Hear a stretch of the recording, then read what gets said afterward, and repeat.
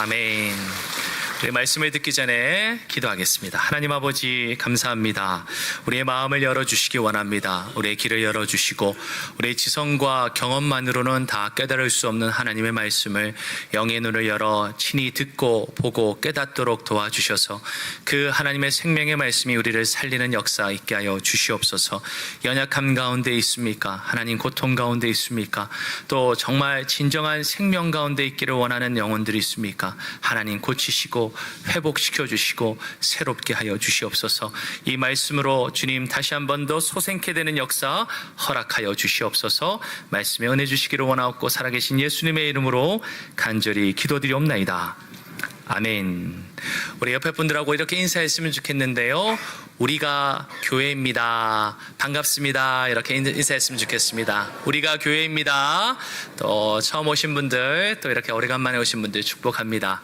우리 일부에도 그랬는데요. 우리 홈커밍 데이 때 오시고 또 계속해서 매주 또는 이렇게 격주로 오시는 분들이 계십니다. 계속해서 우리 공동체 가운데 또 믿음의 뿌리를 잘 내리고 또 함께 믿음으로 서갈 수 있기를 바랍니다.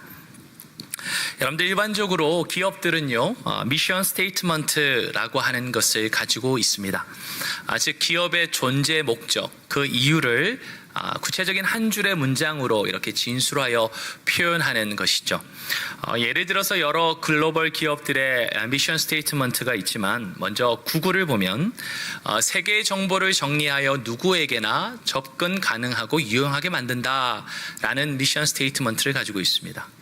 또 페이스북이라고 하는 기업이 있죠. 사람들에게 공유할 수 있는 힘을 주고 세계를 더 열고 연결하게 한다라고 말합니다. 또한 애플사는 사람들에게 힘이 되는 인간적인 도구들을 제공하여 우리가 일하고 배우고 소통하는 방식을 바꾸는 데에 도움을 준다라고 하는 그 각각의 기업마다 가지고 있는 특색 있는 미션 스테이트먼트를 그렇게 볼 수 있습니다. 그리고 그 기업들은 이 미션 스테이트먼트를 통해서 자신의 기업이 왜 존재하는지, 왜 어디를 향해서 가기를 원하는지를 그렇게 고객들에게 그리고 세상을 향해서 말하고 있다는 거죠. 자, 그렇다면 이 땅에서 존재하고 있는 교회들은 어떻습니까? 교회가 지상에서 존재해야 될 이유와 목적은 과연 무엇입니까? 우리 성도들께서도 각각 다양하게 대답하실지 모르겠습니다. 복음을 전하기 위해서요, 또는 세상 가운데 빛과 소금이 되기 위해서요, 또 하나님을 예배하기 위해서요, 이렇게 다양하게 답변하시리라 생각이 됩니다. 자, 그런데 과연 성경은 왜 이 땅에 존재하는 교회들이 있어야 하는지, 그 이유와 목적이 무엇인지를 이 성경은 어떻게 말하고 있냐라는 거죠.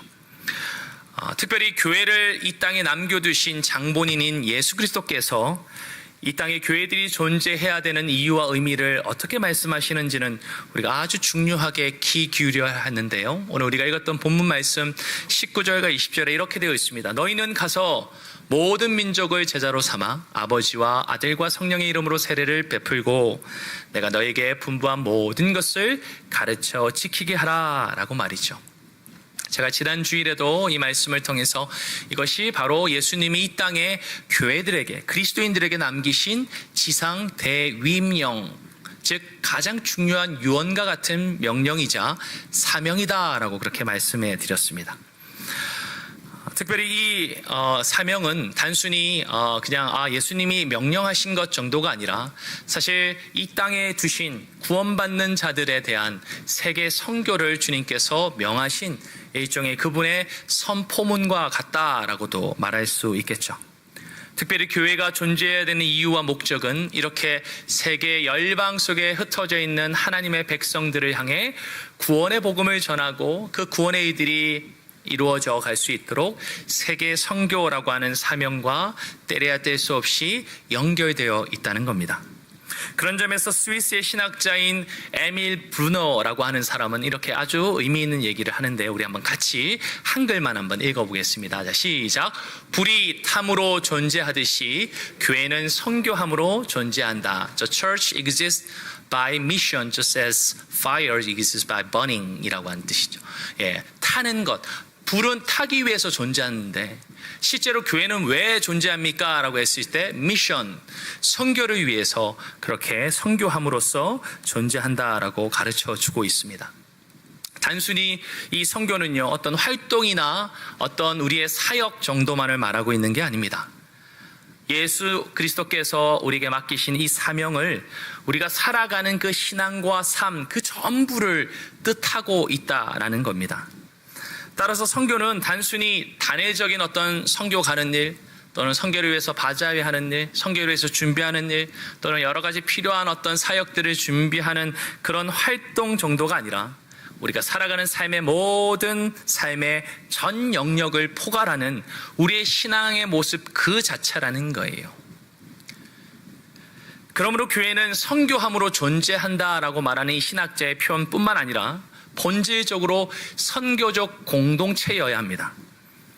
또한 교회는 그 존재와 의미, 그 목적의 관점에서 봤을 때 바로 교회는 선교적 교회를 지향할 수밖에 없습니다. 그러니까 단순히 선교 사역합니다, 선교 활동합니다, 그렇게 활발하게 선교하는 교회를 넘어서서 우리가 매일매일 교회 공동체, 그리고 우리 저와 여러분 모든 구성원들이 함께 존재적으로 예수님이 이렇게 맡겨주신 그 사명에 집중해서 살아가는 우리의 삶 자체, 그 모습이 되어야 한다라는 거죠. 그것이 바로 예수님께서 이 땅의 모든 교회들을 향해서, 그리고 저와 여러분을 향해서 유언과 같이 맡기신 이 대위임령 사명의 본질이라는 겁니다. 자, 그렇다면 예수님께서 맡겨신 이 사명에 집중하는 교회로서 우리가 가기 위해서는 어떤 모습이어야 할까요? 자, 이것을 위해서는 우리가 먼저 교회가 무엇인지를 좀 다시 생각해 볼 필요가 있습니다. 여러분들, 만약에 누군가가 옆에 있는 지인이나 또는 믿지 않는 분이 교회란 무엇입니까? 라고 물어본다면 여러분은 뭐라고 답하시겠습니까? 한번 생각해 보시죠. 어떤 분은 교회는 그 성도들의, 사람들의 모임이죠 라고 말하시는 분도 있을 겁니다. 또는 하나님의 권속, 즉 가족, 그래서 하나님의 집에 함께하는 그렇게 가족이라고 답하시는 분도 계실지 모르겠습니다. 나쁘지 않은 답입니다. 여러분들, 제가 올해 1월 달에 에베소서 말씀을 6주간 이렇게 설교하면서 제 개인적으로는 이 교회에 대한 정의를 아주 좋아한다 말씀을 드린 적이 한 번 있습니다. 예수 그리스도를 구주로 신앙 고백하는 구원받은 사람들의 공동체, 이것이 바로 교회다라고 저는 아주 좋아하는 표현으로 이렇게 정의한다 말씀을 드렸는데요. 이뿐만 아니라 교회는 에클레시아라고 하는 헬라어 또는 라틴어에 근거된 표현으로도 이해해 볼 수 있습니다. 그 뜻이 뭐냐면 불러냄을 받은 사람들의 모임 또는 불러냄에 받은 모임이라고 표현할 수 있다는 거죠.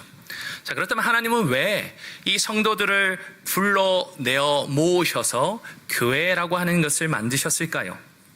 왜 교회는 이 에클레시아, 불러냄을 받은 사람들의 모임, 공동체일까요? 여기에는 구원의 의미도 담겨 있고, 또 하나님의 백성이라고 하는 단어, 의미도 담겨 있고, 또 공동체, 모임이라고 하는 것 속에 혼자가 아니라 여럿이라고 하는 의미도 분명히 담겨 있습니다. 그러나 그런 여러 의미들 중에서도 아주 중요하게 우리가 기억해야 할 것은 하나님께서 교회로 사람을 불러 모으셔서는 바로 그들을 통해 하나님의 뜻과 계획을 이루어 가고자 하시기 때문이라는 거죠. 더욱이 그것을 우리는 교회의 존재 이유와 목적이라고 하는 뜻에서 앞에서 언급했지만 선교라고 하는 아주 짧은 한 단어로도 우리가 말할 수 있다는 겁니다.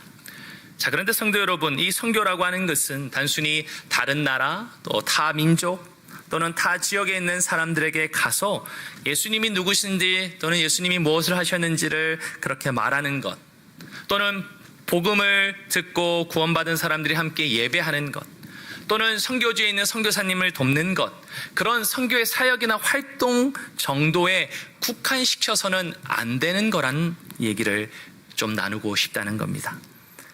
바로 선교라고 하는 것은 교회 자체가, 그리고 저와 여러분이 바로 선교적인 존재라고 하는 정체성과 그 모습을 이미 가지고 있다는 것을 우리가 잊어서는 안 된다는 말입니다.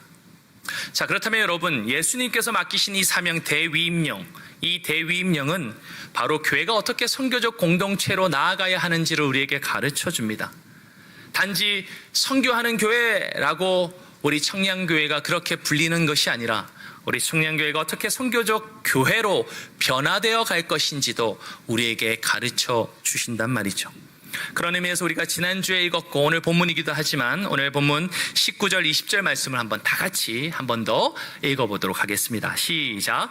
그러므로 너희는 가서 모든 민족을 제자로 삼아 아버지와 아들과 성령의 이름으로 세례를 베풀고 내가 너희에게 분부한 모든 것을 가르쳐 지키게 하라. 볼지어다 내가 세상 끝날까지 너희와 함께 항상 함께 있으리라 하시니라. 아멘.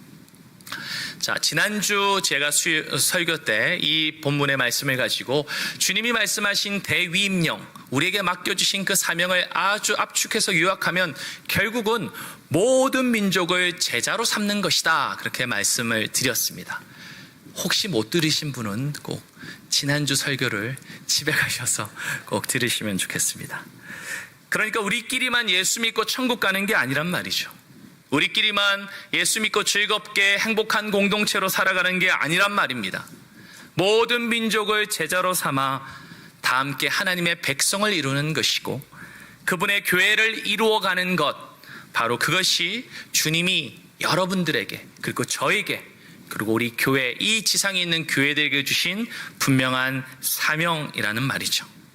그래서 나에게 익숙하고 친숙한 사람들에게만이 아니라 모든 민족들, 때로는 얼굴색이 다르기도 하고 언어도 다르기도 하고 밥 먹는 거 좋아하는 것도 너무나 문화적으로도 다른 그 사람들에게까지 다가가서 그들을 누구요? 예수 그리스도의 제자로 삼는 거라고 우리에게 말씀하고 있습니다. 더욱이 저는 그것보다 더 한 걸음 나아가서 지난주도 말씀드렸지만 내가 싫어하는 사람, 내가 미워하는 사람, 나랑 사이 안 좋은 사람, 더 나아가서 나랑 철천지 원수 관계에 있는 사람까지 가서 그들을 예수 그리스도로 삼는 것, 이것이 바로 선교적인 존재로 우리를 부르신 우리의 사명의 내용이라고 말씀드렸죠. 그런 점에서 저는 손양원 목사님께서 가장 선교적인 삶을 산 아주 귀한 분이라는 생각이 저는 들었습니다. 보통 손양원 목사님 하면 여러분들 한센병 환자들을 돌보한 애양원을 섬기시고 신실하게 목회하신 분으로 우리가 잘 알고 있습니다. 아무도 가까이 가려고 하지 않았던 한센병, 우리가 나병 환자라고 말하는 그분들을 섬기고 보살폈죠. 그리고 그들에게 하나님의 말씀을 가르쳤고 복음을 전하였습니다. 뿐만 아니라 손영환 목사님께서는 여수 순천 사건 때 당시 반란군으로 자신의 두 아들들을 죽였던 바로 안재선이라고 하는 사람이 사형 선고를 받게 되었을 때 그의 사형의 선고에 다가가서 용서를 요구했고 결국은 그를 양자 삼아 평생 동안 함께 살았습니다. 어찌 보면 목사인 저도 감히 그런 삶을 살 수 있을까? 그런 선교적인 삶을 과연 내가 살 수 있을까? 그렇게 생각될 만큼 너무나 큰 사랑과 헌신의 삶이었음을 봅니다. 그러나 우리가 그 정도의 부분을 좀 떠나서 이 손양원 목사님이 살았던 아무도 가까이 가지 원하지 않았던 한센병 환자들을 향해서 다가갔던 그 삶, 그들을 향해서 바로 하나님 가라 하신 그 걸음으로 다가갔던 삶, 그리고 자신의 두 아들들을 죽인 원수 같은 자를 향해 다가가 그를 함께 사는 아들로 가족으로 삼은 그 삶, 그 모습이야말로 모든 민족을 제자 삼으라 말씀하신 예수 그리스도의 그 사명을 전심으로 그리고 진심으로 살아낸 그런 그리스도이다, 저는 생각이 들었습니다. 바로 그런 의미에서 주님께서는 저와 여러분에게 모든 민족을 제자로 삼으라 라는 대위임령을 주시고 거기에 첫 번째로 가라 라고 하시는 명령으로 우리를 그렇게 말씀하시고 이끌어 가셨다는 거예요. 따라서 예수님께서 맡기신 사명에 집중하는 그리스도인, 그 교회는 모든 민족을 향해서 가는 것입니다. 그래서 오늘 이 여름에 우리 청년들이 중심이 되고 또 저와 우리 장로님 함께 귀한 선교의 걸음을 내딛습니다. 우리 청년들과 청소년들 함께 태국 단기 선교를 가고, 또 내일 모레 저도 몽골을 가고, 또 다음 주는 태국을 가고, 그 자리에 또 하나님께서 어떻게 우리 교회가 오랫동안 신실하게 우리 원로 목사님의 헌신과 많은 동력자 하시는 우리 성도님을 통해서 선교하였던 그 일을 어떻게 더 아름답게 감당해 갈까 고민하고 또 살펴보는 시간이 되겠죠. 그리고 우리 포항과 영덕 땅에 우리 청년들이 가서 한 번도 본 적이 없는 모든 민족에 해당하는 그곳의 어르신들, 또 그곳 마을 사람들을 향해 나아갑니다. 그렇게 하나님께서 가라 하시는 그 일을 통해서 우리는 어떻게 해요? 모든 민족을 제자 삼는 하나의 우리의 모습들을 실천해 가는 것이죠. 자, 그런데 성도 여러분, 우리가 이것만 생각해서는 안 됩니다. 물리적으로 이동하는 것도 가는 것이지만 오늘날 이 간다라고 하는 개념은 보다 더 확장되고 변화되었습니다. 하나님께서 직접 행하고 계시는 그 일들 속에 많은 변화들이 있습니다. 예전에는 3시간, 6시간, 10시간씩 이렇게 비행기를 타고 어느 내가 가보지도 못한 해외를 나가고 어떤 타 나라와 지역을 가야 우리가 가는 것이라고 여기곤 했습니다. 하지만 이제는 간다는 개념이 그 정도가 아니죠. 우리가 지난 주일날 우리 한국 OM 대표셨던 조은태 선교사님, 그리고 지난 금요일날 오셨던 우리 정로아 선교사님 얘기처럼 이미 수많은 타민족들을 우리가 사는 이 한국 땅에 하나님이 보내어 주셨습니다. 그래서 그들이 우리 옆에 이웃에 살고 있어요. 우리와 함께하고 있습니다. 제가 설명하지 않아도 여러분들 이미 잘 아실 겁니다. 이제 식당에 외식하러 가면요, 일하시는 많은 분들 가운데 한국 사람을 찾아보기보다는 오히려 타 민족, 타 국가의 외국인들이 있는 것이 자연스럽습니다. 어떤 전문가는 이제 한국은 외국인 없이는 요식업으로 그렇게 운영해 갈 수 없다라고 말하기도 했습니다. 우리 금요일 오셨던 정로아 선교사님은 이런 얘기를 하시더라고요. 강원도 속초의 경동대학교에 들어와 있는 2,000여 명의 이 외국인 유학생들이 없으면, 속초 지역에 그들이 일하고 알바하고 섬기지 않으면 그곳의 식당들이 운영이 되지 않는다라고 말씀하시더라고요. 또한 생산 공장이나 여러 다양한 직업 전선에 이미 수많은 외국인들이 와서 우리와 함께 일하고 있습니다. 우리 집사님 중에도 생산 현장에서 일하시면서 매일 한국 사람 만나는 것보다 외국인들을 훨씬 더 많은 시간 만나고 그렇게 함께 일한다고 얘기하시더라고요. 이처럼 예수님께서 모든 민족을 제자로 삼으라 하신 그 명령은 물론 먼저 가는 것이지만 단순히 우리가 생각했던 그냥 물리적인 이동 정도가 아니라 이제는 하나님이 보내어 주셔서 우리의 삶의 곁에 함께하고 있는 이미 찾아온 타민족, 타문화, 타언어의 사람들과 어떻게 해요? 함께 마음을 나누고 시선을 그들에게 그렇게 다시 돌리며 우리가 함께 나아가는 것, 그것을 말씀하고 있다는 거죠. 특별히 우리 교회는 그런 점에서 아주 중요한 위치에 있습니다. 왜요? 우리 교회 근처에는요, 정말 적어도 7, 8개 대학만 보아도 그 대학들 가운데 우리가 지난 우리 조은태 선교사님도 말씀하셨고 금요일에 우리 정로아 선교사님도 수치를 가지고 다 말씀해 주셨죠. 각 대학마다 수천 명의 유학생들이 들어와 있습니다. 그들이 사실은 하나님이 우리 가운데 보내어 주신, 우리가 가기보다는 이제 우리 곁에 보내어 주신 우리가 가야 할 귀한 모든 민족이라는 거죠. 제가 부교육자로 사역할 때 한 공립대학교의 공학 박사이자 교수였던 한 집사님이 하셨던 얘기가 지금도 기억에 납니다. 그분이 이 대학 교수로서 이게 대학원생들을 통해서 이렇게 연구를 합니다. 그런데 그 연구 그룹 안에 반 이상이 다 외국 유학생들이에요. 그들이 없으면 이제는 공학 그 과에 교수님이 연구 활동을 하실 수 없는 형편에 와 있습니다. 물론 각각의 대학마다 좀 차이가 있을 수 있겠지만 이미 우리 가운데는 그냥 가까운 곳에 이미 하나님이 수많은 그런 유학생들 그리고 많은 이주민 외국인들을 보내어 주셨죠. 그래서 금요일에도 얘기하는 것처럼 272만 명이 이미 한국에 와 있습니다. 그리고 이 숫자는 점점 늘어날 것입니다. 그런 점에서 우리가 저 멀리 선교여행 가는 것을 가는 것 정도로 생각하는 시대가 이제 끝났습니다. 우리는 내 삶의 현장 속에 내 가까이 이미 찾아온 모든 민족을 향해서 우리의 마음과 우리의 관심과 우리의 사랑으로 다가가는 것, 그거 시작이 우리에게 필요하다는 거죠. 그런 점에서 주님이 우리에게 모든 민족을 제자로 삼으라 이렇게 명령하신 이 놀라운 주님이 맡기신 사명은요, 이제 그냥 1년에 한 번 선교 여행, 선교 기한지를 걸어가고 또 비행기 타고 가고 사역하는 것 정도가 아니라 매일의 일상 속에서 우리 가운데 와 있는, 익숙하지 않죠, 낯설죠, 불편하죠, 때론 가서 인사 한마디 하기 쉽지 않을 수 있는 그런 너무나 다른 누군가일 수 있지만 그들에게 다가가 한 걸음 내딛는 것, 그것으로부터 시작한다고 우리에게 가르쳐주고 계십니다. 두 번째로 이 대위임령 모든 민족을 제자로 삼으라 하는 사명은요, 세례를 베푸는 것과 연결되어 있다 제가 말씀드렸습니다. 그런데 이 세례를 베푸는 것은요, 단순히 세례식을 거행하는 게 아니죠.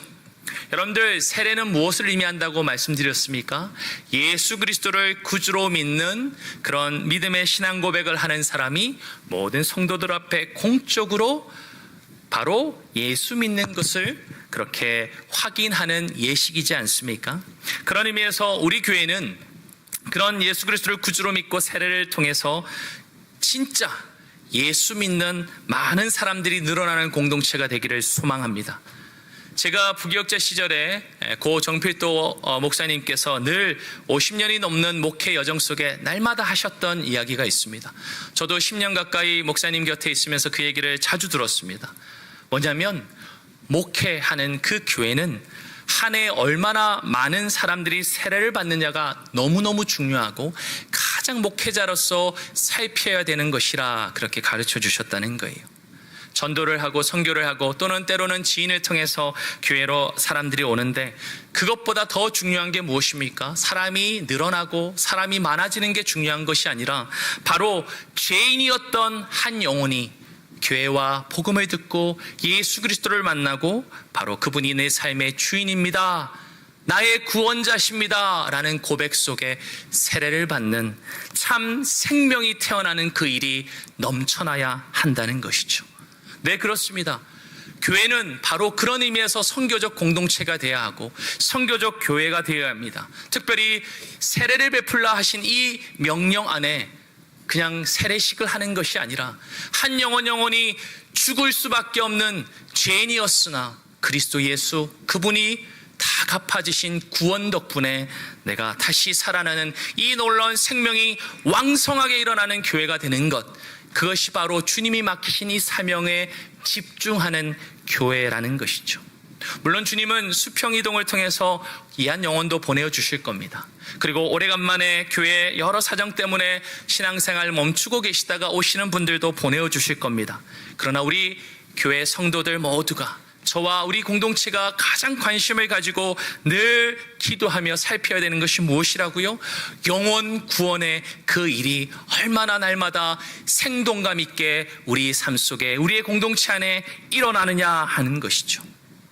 그런 점에서 우리가 올 상반기도 우리가 토요일마다 노방전도를 한 것이고, 또 우리가 계획을 짜서 청량 문화교실을 통해서 또 교회 문턱 한번 이렇게 내딛는 것이 쉽지 않는 분들에게, 가족, 지인, 친구에게 초청하고 환대하고자 힘을 쓰고 에너지를 쏟았던 것입니다. 여러분, 교회는 다양하게 표현할 수 있지만 분명한 것은 동호회도 아니고 동창회도 아니고 그런 것을 하는 친목 모임이 결코 아닙니다. 물론 교회는 함께 먹고 함께 즐겁게, 때로는 함께 울면서 시간을 보내고 함께 가족으로 살아가는 친교가 있어야 하고 당연히 있는 것이 교회의 모습이죠. 그러나 그렇다고 해서 교회가 동호회나 동창회일 수 없습니다. 우리의 각 모임, 부서, 우리의 공동체가 이 영혼의 뜨거운 구령의 열정을 가지지 않고 모이고 회의하고 그저 그렇게 산다면 우리 공동체는 하나님이 주신 이 사명을 집중해서 나아가는 교회일 수 없습니다. 그런 우리의 공동체일 수 없다는 말이죠. 저는 바라기는 우리 제1남녀전도회부터 6여전도회까지 모여서 회의도 하고 밥도 먹고 친교도 하고 같이 즐겁게 하하호호 대화도 나누고 즐거운 시간을 보내지만, 중요한 것은 뜨겁게 기도하고 뜨겁게 마음을 나누며 영혼 구원을 위해서 주님 앞에 한 걸음 한 걸음 나아가는 그런 열매 맺는 공동체가 되기를 간절히 소원합니다. 우리 영아부터 우리 청년부에 이르기까지 각 부서들이 있죠. 우리 1교구부터 3교구와 로뎀교구에 교구 장년 공동체가 있습니다. 특별히 35개의 목장들이 있습니다.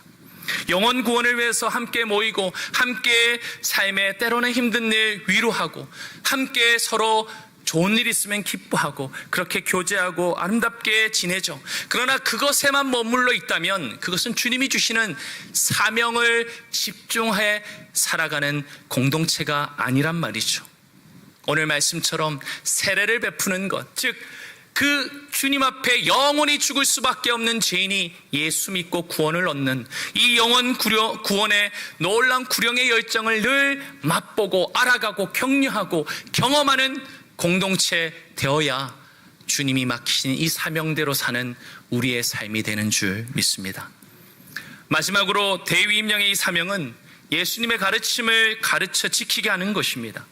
여러분, 예수님이 공생애 가운데 하셨던 중요한 그분의 사역이 무엇입니까? 3가지죠. 가르치고 또 복음을 전파하고 또 고치고 회복시키시는 그 사역이었습니다.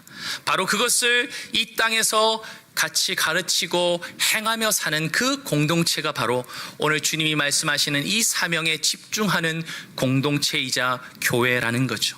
그런 의미에서 우리는 제자로 살아가는 공동체가 되어야 합니다. 단순히 제자훈련을 시행하고 그 제자훈련에 참여하고 그 제자훈련을 운영하는 교회가 아니라 진짜 제자들로 가득 차 제자답게 사는 공동체가 되어야 한다는 겁니다. 그것이 바로 주님이 말씀하시는 선교적 공동체요, 선교적 교회의 모습인 것이죠. 여러분들, 주님이요 말씀을 가르쳤습니다. 주님이요 복음을 전파하셨습니다. 그리고 주님이 아파하고 귀신 들린 자들을 고치시고 위로하고 그들을 보듬으셨습니다. 우리에게도 이 땅에 있는 교회, 저와 여러분에게도 주님은 그 사역을 맡겨 놓으셨다는 거죠. 그것을 우리는 어떻게 해요? 감당하며 우리가 먼저 제자로 살아가는 공동체가 되어야 합니다. 이를 위해서 저와 여러분은 양육을 받는 것입니다. 그것을 위해서 우리가 주님 앞에 훈련을 받는 것이고요, 교회를 섬기기 위해서 봉사하고 다양한 우리의 헌신을 하는 겁니다. 이거 빼버리고 그저 그 활동만 하고 있으면 우리는 아무도 제자가 될 수 없습니다. 이번 상반기에 우리 청소년부 한 학생이 토요일 노방전도 때마다 매주 나와서 함께 참여했습니다. 사실 담임 목사인 저에게 더 큰 은혜였고 저에게 큰 도전이었습니다. 부모님이 용돈 준다고 해서 나온 것도 아니었어요. 청소년부 그 학생은 매주 이 전도의 일을 위해서 자기가 시간을 내어서 와서 기도하고 같이 노방전도 나갔습니다. 저는 그 학생이 예수님의 제자로 잘 자라갈 것을 확신합니다. 그리고 저는 그 친구를 위해서 기도합니다. 성도 여러분, 우리가 그리스도의 장성한 분량이 충만한 데까지 자라가는 이유가 무엇입니까? 왜 훈련을 받고 왜 예배를 통해 하나님을 경험하고 왜 내가 교회에서 신앙생활을 하며 주님 앞에 자라가고자 그렇게 간구합니까? 그것은 바로 저와 여러분이 제자로서 주님이 불러주신 그 제자로서의 모습으로 건강하게 서가기 위함이 아닙니까? 바로 그것이야말로 예수 그리스도께서 맡기신 이 사명을 집중해서 살아가는 참된 그리스도인의 모습이요, 교회 공동체의 모습이라고 우리에게 가르쳐주고 있습니다. 그래서 저는 이를 위해서 기도하며 소망합니다. 우리 장로님들께서, 우리 안수 집사님들께서, 우리 권사님들께서, 그리고 저를 비롯해 교육자들이 먼저 하나님의 말씀과 기도로 더욱더 배우고 자라고, 그래서 더 아름답게 제자로 서가기를 간절히 소망합니다. 그리고 그 제자가 바로 이 사명을 감당할 수 있어요. 그리고 이 제자가 또 다른 연약하고 자라길 원하는 다른 제자들을 세워갈 수 있는 것입니다. 그래서 저는 오늘 하반기에 우리 귀한 리더들과 함께 이 일들을 준비하고자 합니다. 그리고 내년에는요, 정말 우리 중직자들이 그리고 교육자들이 더 뜨겁게, 리더들이 주님 앞에 제자로 성장할 뿐만 아니라 또 다른 사람들을 제자로 세워가는 일에 함께 힘을 쓰기 원합니다. 이것은 단순히 제자 훈련하자는 얘기가 아니에요. 하나님 앞에 제자로 살아가고자 오늘 말씀처럼 가르쳐 지키게 하는 이 일을 주님은 사명으로 주셨기에 우리가 그렇게 주님 앞에 서갈 수 있기를 간절히 소망합니다. 사랑하는 우리 성도 여러분, 우리 교회가 예수님 맡겨주신 이 사명을 정말 잘 집중해서 지금까지도 주님께서 70년 동안에 이렇게 아름답게 세워주셨지만 더 주님의 영광을 위하여 또 주님을 영원토록 즐거워하는 그런 우리의 아름다운 모습을 위해서 살아가고 변화될 수 있기를 간절히 소원합니다. 우리 성도 한 사람 한 사람이 바로 가는 것을 통해, 세례를 베푸는 것을 통해, 그리고 주님의 가르침을 지켜 그렇게 행하는 것, 가르치고 지켜 행하는 이 일을 통해서 모든 민족을 제자 삼는 이 사명을 향해서 살아갈 수 있기를 바랍니다. 그럴 때 우리는요, 예수님께서 주신 이 대위임령의 또 다른 약속의 이야기인 사도행전 1장 8절을 우리는 감당해 갈 수 있는 것이죠. 우리 한번 같이 읽어보겠습니다. 시작. 오직 성령이 너에게 임하시면 너희가 권능을 받고 예루살렘과 온 유대와 사마리아와 땅끝까지 이르러 내 증인이 되리라 하시니라. 아멘.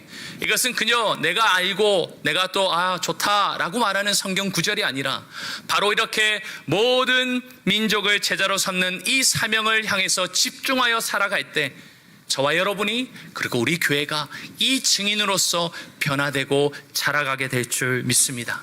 그럴 때 우리의 삶은요, 의미도 목적도 없이 방황하는 세상의 사람들과는 다른 진짜 주님 안에서 생명 누리는 삶이 될 줄 믿습니다.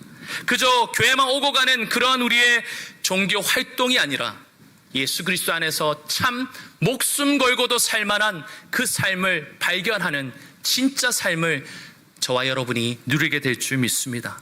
그것을 통해서 주님이 영광 받으실 것이고 그것을 통해서 세상의 부귀영화로는 누릴 수 없는 하나님을 영원토록 즐거워하는 참된 삶을 저와 여러분, 우리 귀한 청량 공동체는 풍성하게 누릴 줄 믿습니다. 그래서 이 삶을 향해, 이 맡겨주신 사명을 향해 집중하며 살아가는 저와 여러분 되시기를 주님의 이름으로 축원합니다. 그래서 주님 앞에 섰을 때 정말 잘하였도다 충성된 종아라고 하는 칭찬을 저도 여러분들도 한 사람도 예외 없이 다 받아 누리는 그 복된 삶 되시기를, 그리고 그 일을 위하여 아름답게 계속해서 지어져가는 우리 청량교회 되기를 주님의 이름으로 축원합니다. 아멘. 우리 함께